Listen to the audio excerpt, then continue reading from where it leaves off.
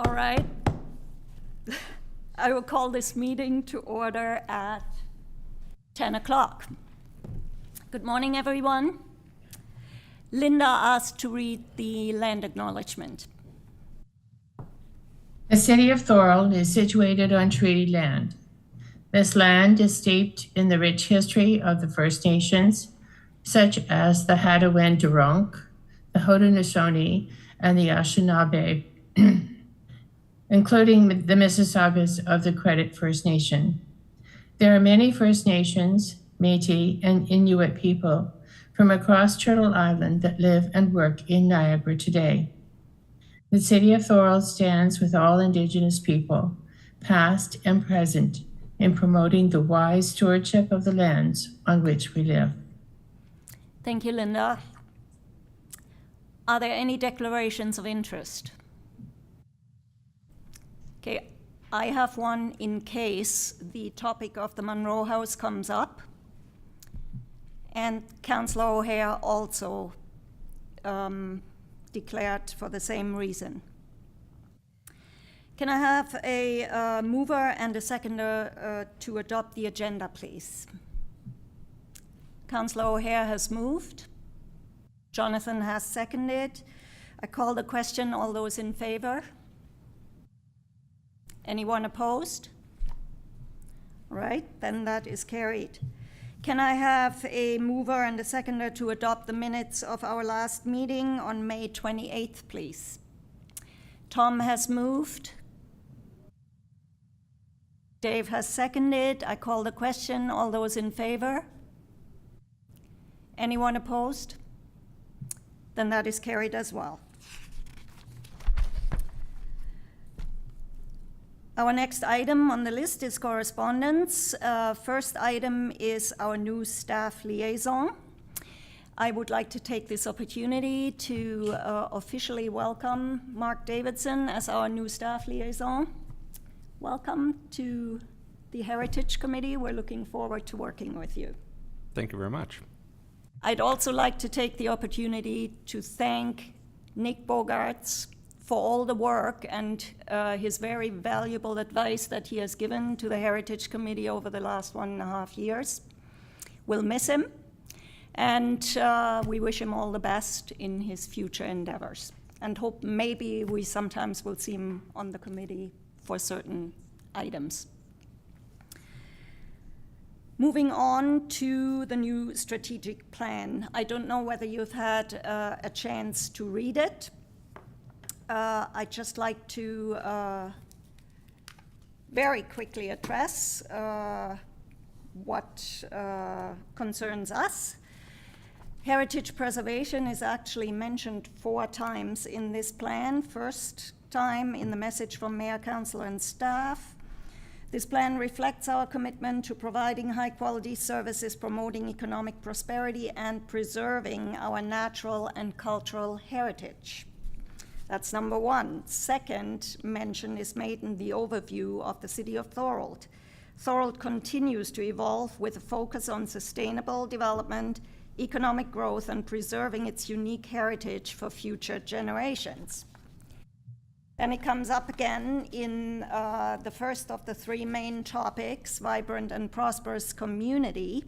Under economic prosperity, promote Thorold's cultural heritage and attractions to cultivate a loyal tourist base and stimulate economic activity. And then again, in strategic priority number 3, under sustainability, protect, enhance, and promote our natural areas, heritage sites, and historical landmarks. So it gets mentioned 4 times. However, I'd like to also point out that in the operational plan, which is how this strategic plan will be implemented, heritage is mentioned only once. In the last bit, under environmental sustainability, review opportunities for enhanced cultural, natural, and heritage preservation. Now it says enhanced, which is very nice. However, I think even though it gets mentioned various times, we have our work cut out for us to continuously try to educate why heritage preservation is important, not only to create a loyal tourist base, but for all these other issues which are emphasized as being extremely important, like livable communities, sustainability, vibrancy, all of that includes heritage preservation. So let's be happy that we get mentioned, but let's not take it at face value. Let's hold them to it whenever we can, and promote all the things that are important about preservation, not just a historical interest, which in this day and age really is, a minor point compared to the others, which are much more important to everybody. Like the environment, like sustainability, like a livable city that doesn't look like every other city around. That's my 2 words about, was a little bit more, sorry, about the strategic plan. Would anybody like to say something with regards to this topic? No?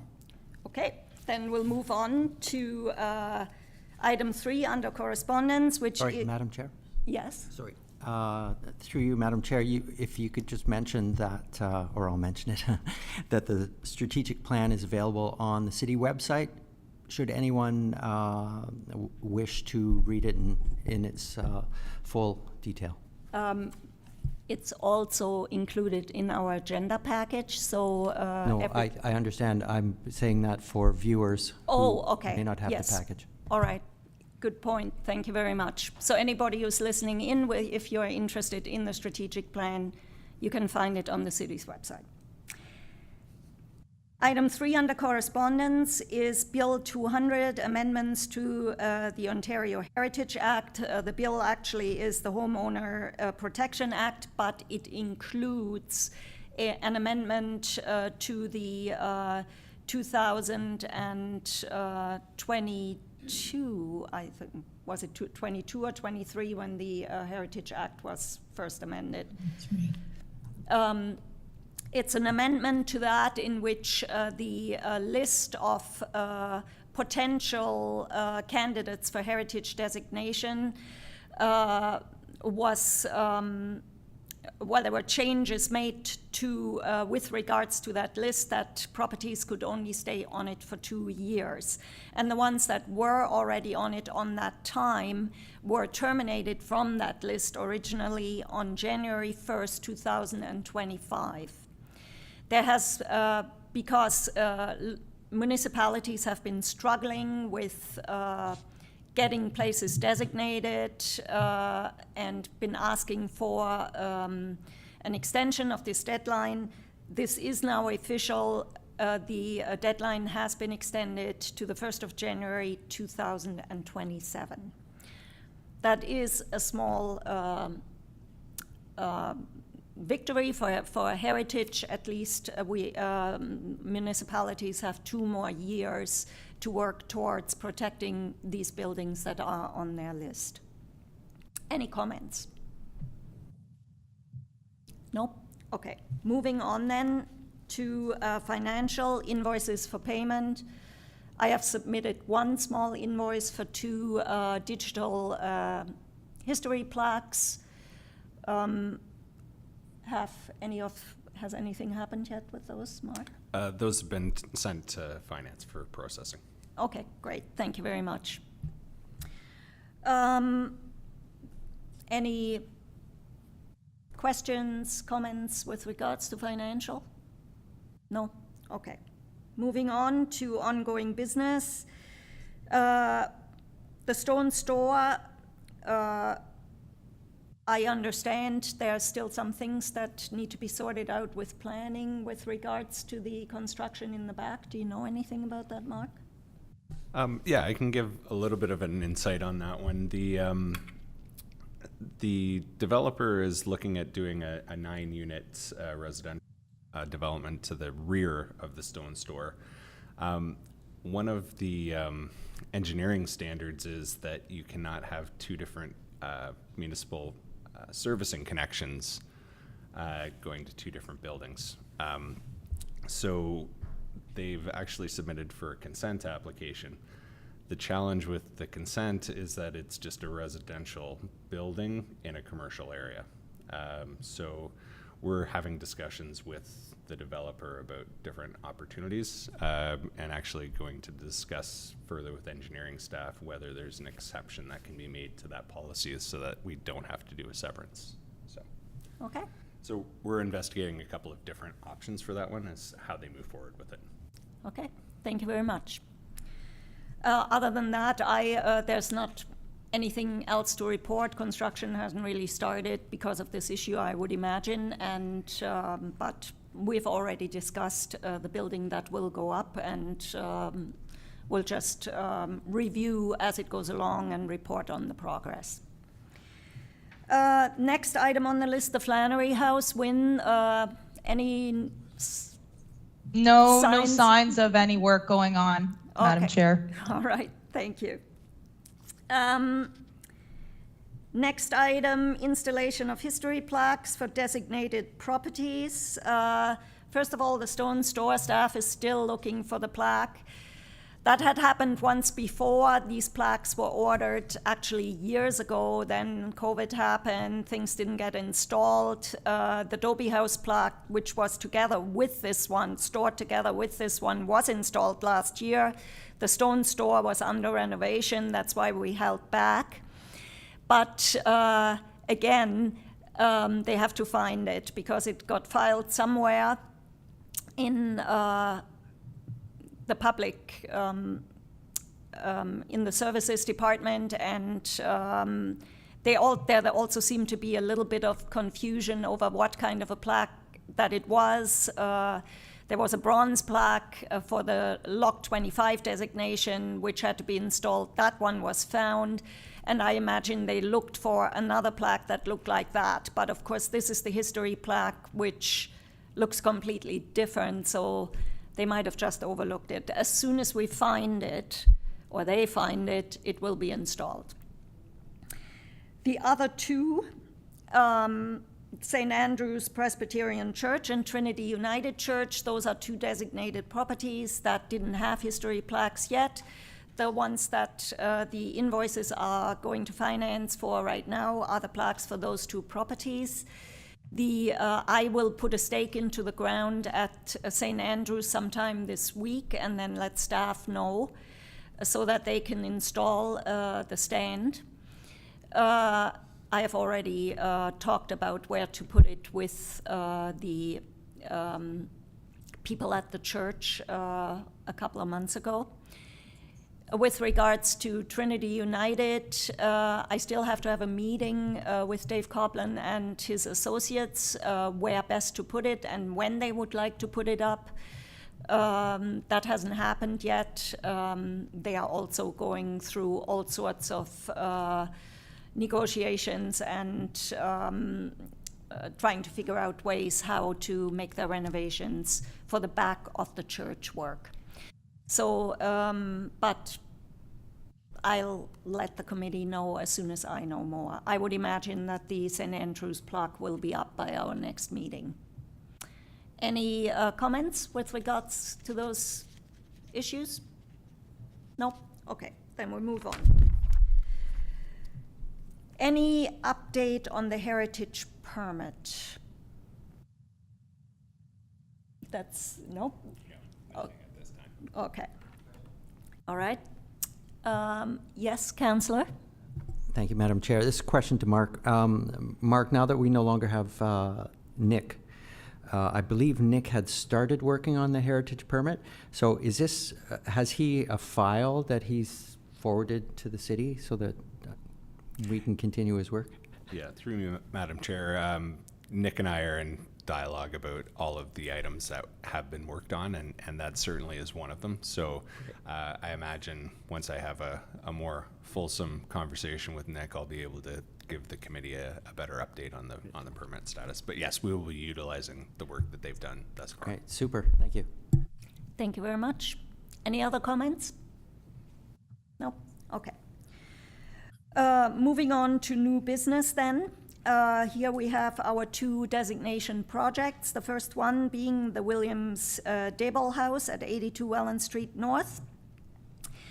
We were originally going to have the bylaw passed on July 9th. However, a notice of intent had not been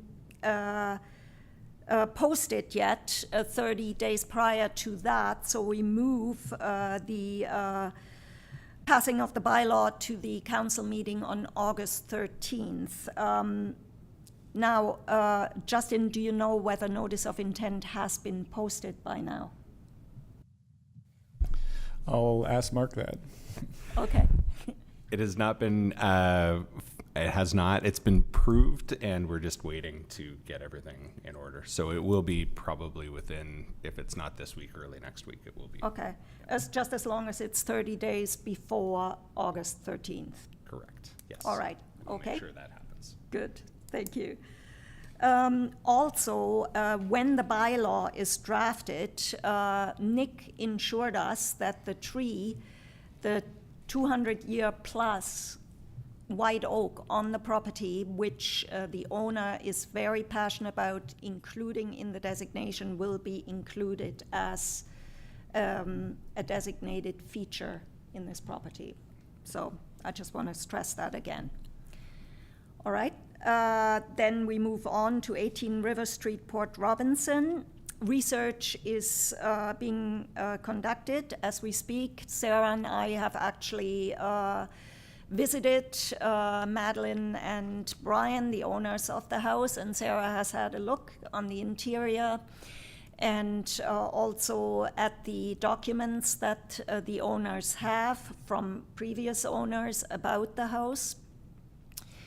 And she will she will send us the report once she is done.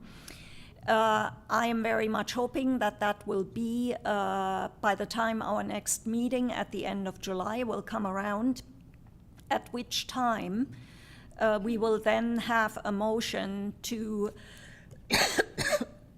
ask council to pass notice of intent to designate 18 River Street in Port Robinson on August 13th. And here I would like to ask you, Councillor, to give notice of motion at the next council meeting, July 9th, that this notice of intent request will come up on August 13th. Excuse me. I'm good, thank you. Any comments with regards to our designation projects? No? Okay. Moving on, info sessions for real estate agents. I haven't heard anything yet. Wynn put together a PowerPoint. I put together a list of things to talk about. They have it all. We have been in contact, but I haven't heard anything since. I'll let you know when it is the case and when hopefully the session will take place. Moving on to work plan, designation priorities, single properties. While we're working on 2 right now, there's a possible one for next year that might come up in the fall. And obviously, we're constantly looking for others. So if anybody, I will take that water. Thank you.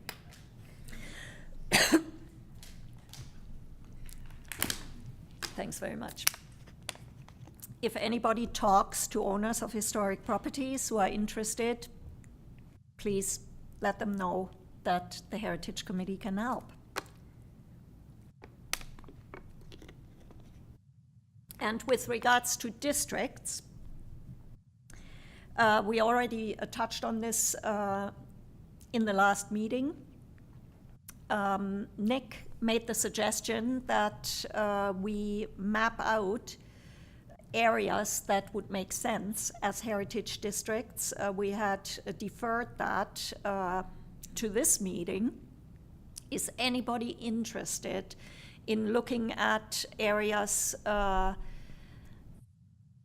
within Thorold, and that includes not just downtown Thorold, but also Port Robinson or other heritage areas, to come up with possible boundaries for possible heritage districts in the future. And I will do the same myself. I actually already have done that once, but you know, it's not just me. I mean, I would like to take suggestions from any of you if you have any. So is anybody interested in looking at areas that might make sense to suggest as possible preservation districts?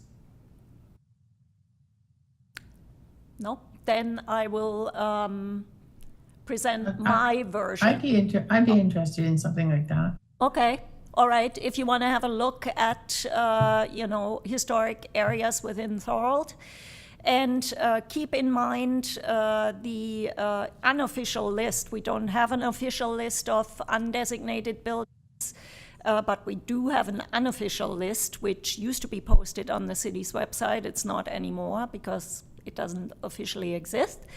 But if you would keep that list in mind, because in order to qualify as a heritage preservation district, the 25% of the buildings within that area would have to qualify.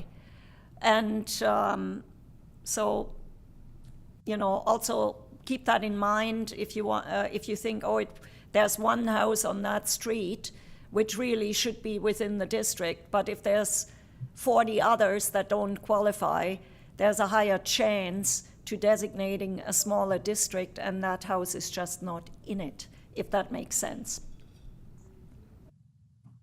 But for now, let's just do some mapping, which areas would make sense, and also, you know, maybe with a count of possible properties that would qualify, that would certainly help. All right? Okay.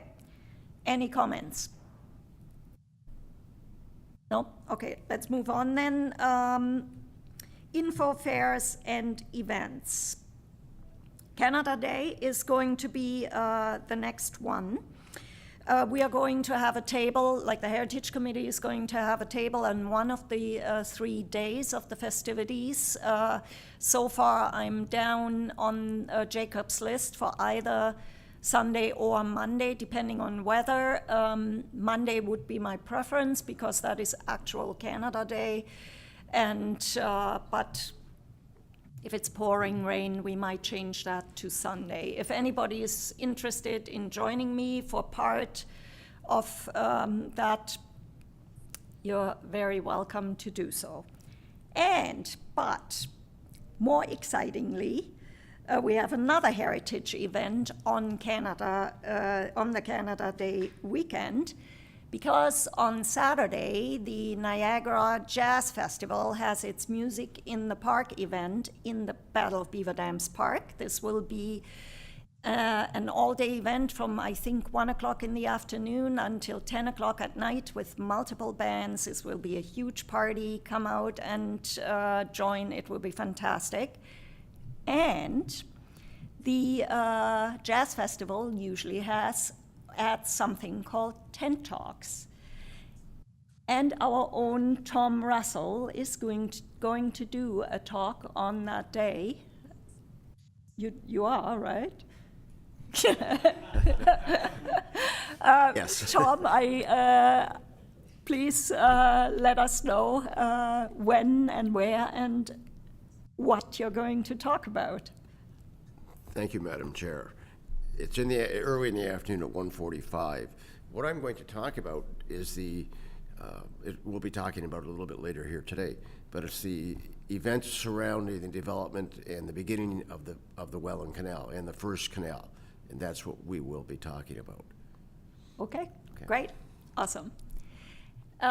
So that is going to happen on June 29th. Any comments with regards to the Canada Day weekend? Nope? Okay.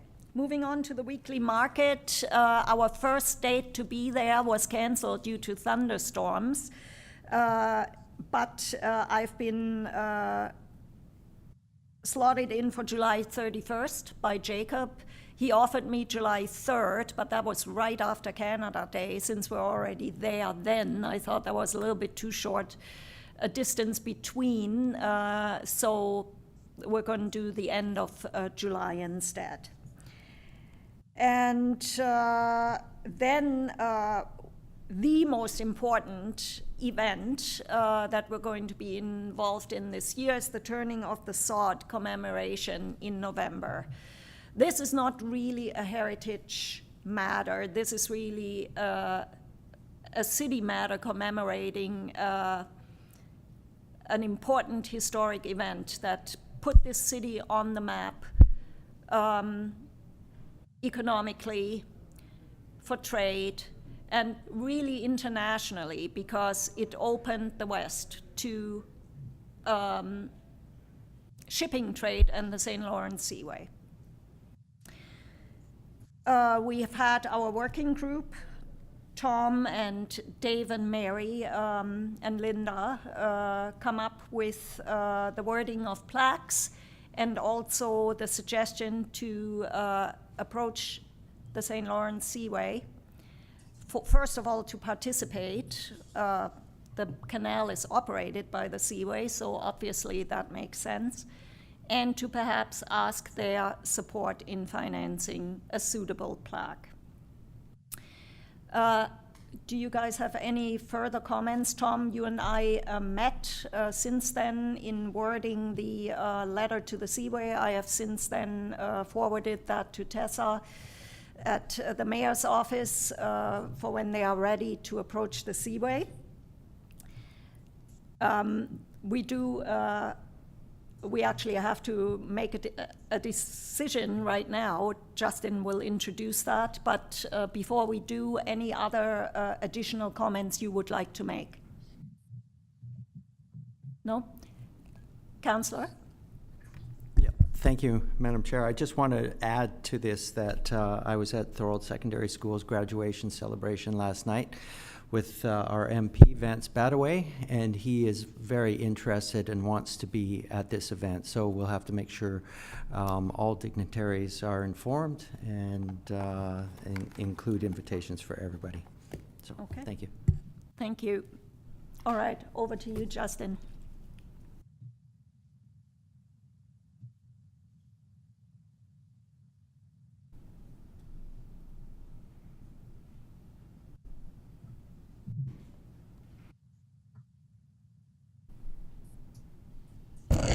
Okay, so we are looking to, if this committee can pass this motion, or we can talk about it, change it as well, so that we can secure some money in case the Seaway doesn't want to contribute at all. Then at least we have some money that we can use, assuming council approves all of this at their next meeting. And this way, if council does approve this and secure the $5,000, we can order the plaque right away then, and not have to wait for the Seaway. Okay. If you guys want to read that, or do you want Justin or me to read it out loud? Or have you sent the motion to? No. Okay. It's basically council has to make a decision on this. The mayor can't just go ahead and approach the Seaway, and also the Seaway might not make a decision soon enough. I have been in touch with our regular plaque company. The cast bronze plaque is the solution that, or the option that they gave me. The quote is, depending on what's on it, $3,000 to $5,000. Let's go with the higher quote just in case, because we don't want to be caught short. If it's less, it's less. Great.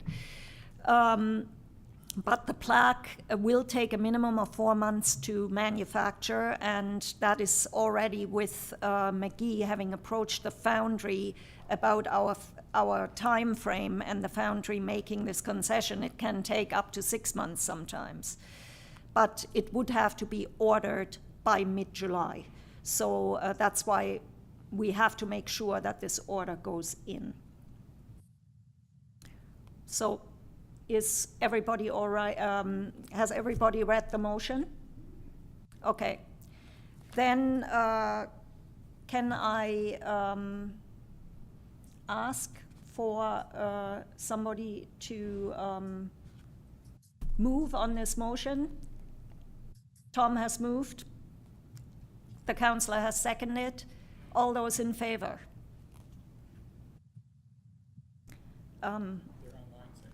Yeah, they all say. Anyone opposed? No? Then that is carried. So from what I understand, a memo will be sent out to council asking for these funds. And do you want me to supply you with some information about the importance of this event? Through you, I believe I have all the information I need, but I'll let you know. Okay, thank you very much. Then I also want to mention this. This is about the second plaque that was suggested by the working group to be put up at Black Horse Corner, where the original Black Horse Inn stood, where the original developers of the first Welland Canal congregated after the breaking of the sod and celebrated their new venture. At the time, you said Black Horse Corner was at the intersection of Highway 20 and Highway 58, which is a very awkward intersection to put up a plaque because, first of all, who would ever see it? And secondly, it's difficult for somebody to just stop there and look at it. I looked at a map, though. Black Horse Corner seems to be quite a bit further east of there, closer to the upper house. Tom, do you know anything about that? Actually, are you talking about the physical location of the Black Horse, the inn, the Black Horse Yeah. Inn? I believe it was actually right at the intersection. Where the highways cross nowadays? Yes. Okay. Now, with that particular plaque, there is one problem that, apart from a parking problem, so we will have to look at the location where it would be possible to put it up. And secondly, the land is privately owned, so obviously permission would have to be sought from the owner to put a plaque up. So if we get that permission, fine. Now for this particular plaque, I suggest that we put up one of our regular history plaques in order not to tax the, not to ask for too much money for this event. I think the plaque at the canal where the breaking of the sod took place is the one that really should be one that commemorates this important event in a suitable manner. The other plaque would be very nice to put up because it was, it's sort of a social history event that puts the whole thing into a more human social perspective. But I think it would be a little bit cheeky to ask the Seaway to sponsor that particular plaque because it's not on Seaway land, and I think that could be done by the Heritage Committee through one of our stock plaques. Then we don't have to ask for additional funds for that particular plaque. That way, it might be easier to persuade council to foot the bill for this one and hopefully be reimbursed by the Seaway than if we ask for double the money for 2 bronze plaques, especially since we don't even know whether we will be allowed to put that second plaque up at all. So ordering a plaque that costs thousands of dollars and then we don't get the okay, that doesn't really make sense. So my question to the working group, are you okay with that? In reflecting upon what you were saying, I was thinking about, and there is a picture that does exist of the original Black Horse Inn, and it is, if my memory serves me correctly, relatively close to the road. So we could look at that if we need verification, or also if we do the research and look at the property itself, and we know who the original owner was and the innkeeper was, that will tell us for sure if that is the correct location. Okay. But yeah, that's what I was thinking about, something like that, one of our plaques, as Yeah. opposed to having something Yeah. on a larger, grander scale, which I believe the Seaway will be very interested in doing close to the bridge. Yeah, exactly. Okay. Great. All right, so then with the second plaque, let's plan on finding out what the location is exactly, who owns the land, find out whether they would be willing to let us put up a plaque, and then that won't cost the city any additional money if we use one of our stock stands and, the little plaque that will carry the text costs about $100. So that is not a major expense and can come out of the heritage budget. All right? Okay. Any other comments with regards to the turning of the sod?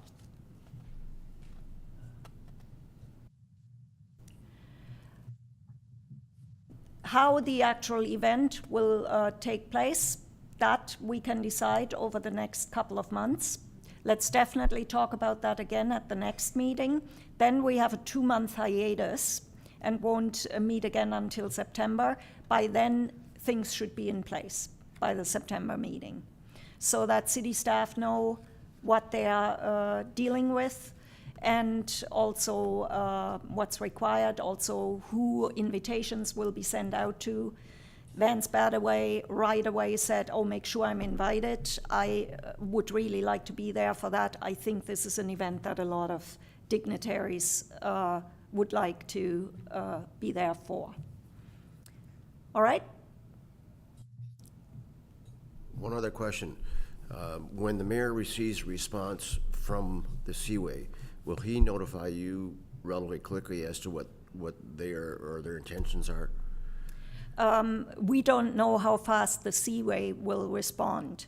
So what we will probably do is order, if council approves this motion, we will order the plaque, and hopefully they will pitch in after the fact. Okay, thank you. All right. Any additional comments? No? Okay. Then we'll move on to planning items. And here I'm gonna pass it over to Mark. He has an item on Sullivan Street. Oh no, Claremont. Yeah.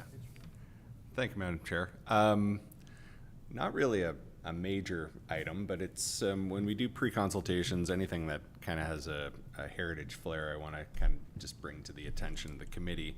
So we did a pre-consultation with the Presbyterian Church, and what they're proposing on doing is essentially severing off the manse from the church property.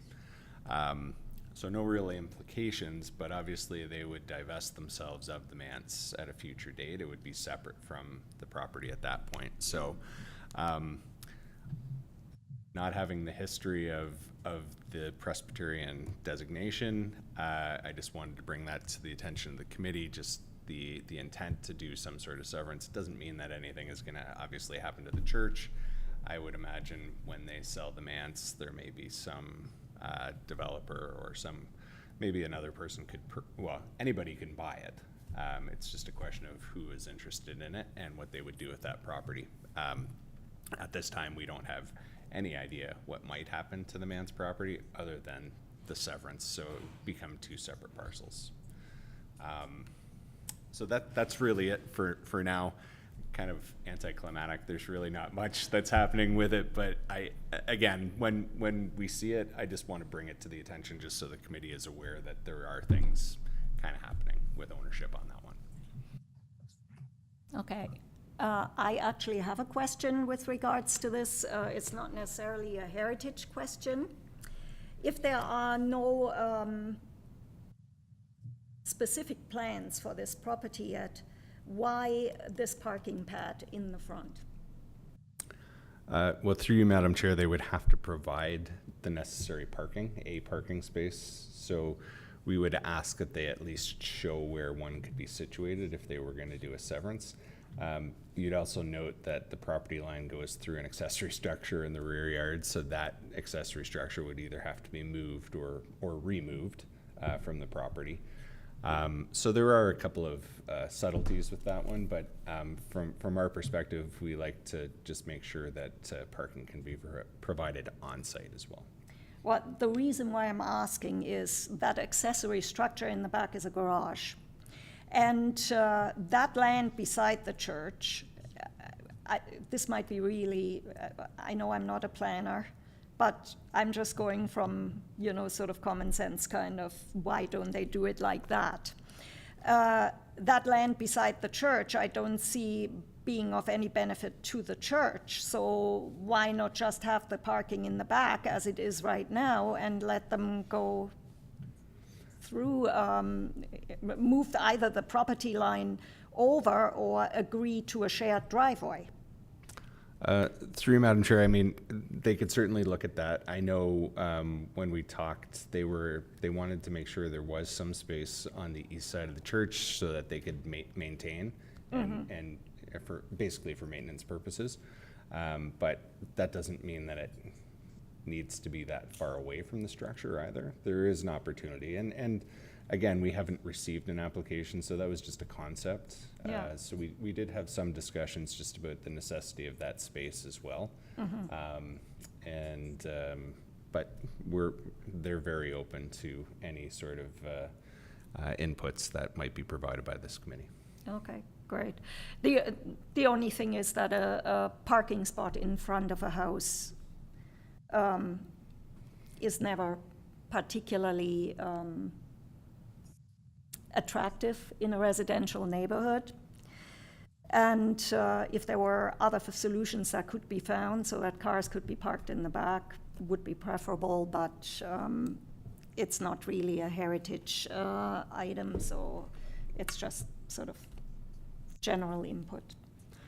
No, I appreciate the inputs. I mean, any sort of, and that idea was kind of raised as well about different ideas and concepts. And again, this was just a line that was shown on a drawing just for conceptual purposes. So we can definitely bring that back to the church group and the consultants and have some dialogue about that for sure. Okay. All right, with regards to separating the manse from the church, I don't see that there's any problem there. I don't think the manse is part of the designation. It's the church and its later 1920s addition behind it. Does anybody here in the committee have any problems with separating the manse from the church? No, I don't think. All right.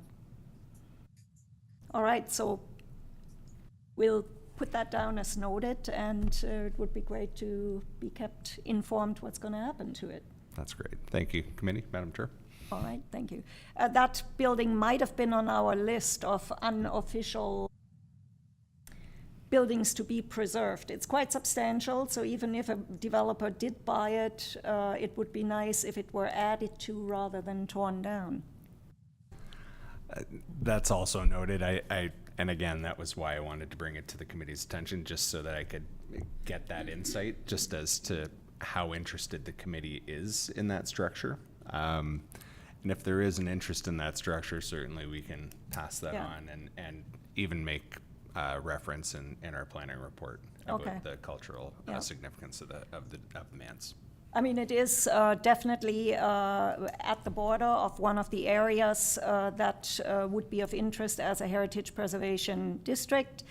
It is a building that would have been on our list. It's also just a substantial brick structure that seems solid. Doesn't make sense to tear it down. So if it's developed, maybe some solutions can be found to incorporate the existing structure.